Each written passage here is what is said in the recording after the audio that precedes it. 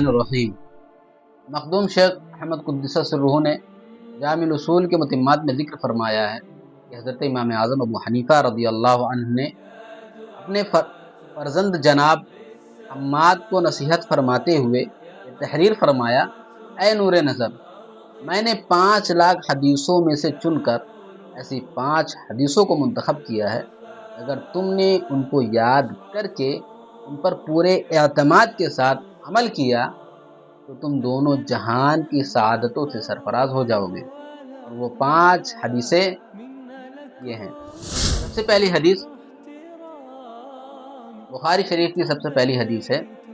نبی کریم صلی اللہ تعالیٰ علیہ وسلم ارشاد فرماتے ہیں، انما الاعمال بالنیات، یعنی اس کا معنی مفہوم ہے تمام اعمال کے ثواب کا دار و مدار نیتوں پر ہے۔ دوسری حدیث نبی کریم صلی اللہ تعالیٰ علیہ وسلم ارشاد فرماتے ہیں، آدمی کے اسلام کی خوبی میں سے یہ ہے کہ وہ تمام لایانی اور بیکار چیزوں کو چھوڑ دے، یعنی جو اس کے کام کی چیزیں ہیں اس کو وہ کرے، جو اس کے کام کی چیزیں نہیں اس کو وہ ترک کر دے۔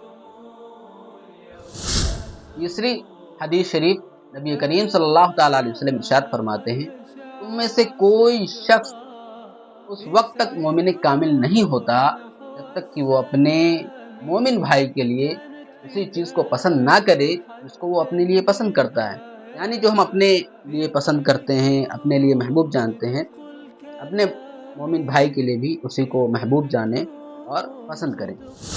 چوتھی حدیث نبی کریم صلی اللہ تعالیٰ علیہ وسلم ارشاد فرماتے ہیں، حلال ظاہر ہے، حرام ظاہر ہے، اور ان دونوں کے درمیان کچھ مشتبہ چیزیں بھی ہیں ان کو بہت سے لوگ نہیں جانتے۔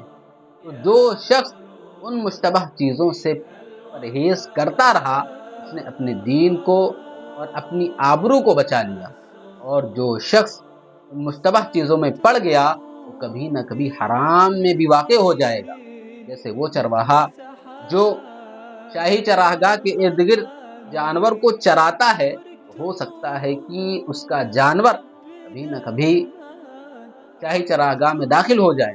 خبردار، ہر بادشاہ کے لیے ایک شاہی چراگاہ ہوتی ہے، بے شک اللہ تبارک و تعالیٰ کی ایک شاہی چراگاہ اس کی حرام کی ہوئی چیزیں ہیں۔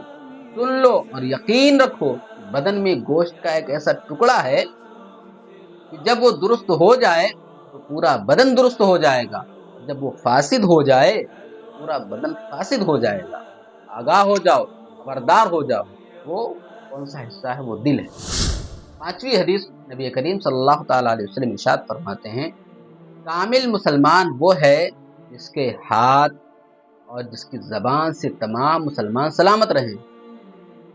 زبان سے سلامت رہنے کا کیا مفہوم ہے؟ اس کا کیا مطلب ہے؟ یعنی ہم اپنی زبان سے کسی دوسرے مسلمان کو یا کسی کو بھی اپنی زبان سے تکلیف نہ پہنچائیں، گالی دے کر اور دوسری طریقے سے ایسی زبان کو استعمال کرنا جس سے دل آزاری ہو، اس طریقے کے کلمات ہمیں اپنی زبان سے جاری نہیں کرنے ہیں۔ اور ہاتھ سے مسلمانوں کے سلامت رہنے کا کیا مفہوم ہے؟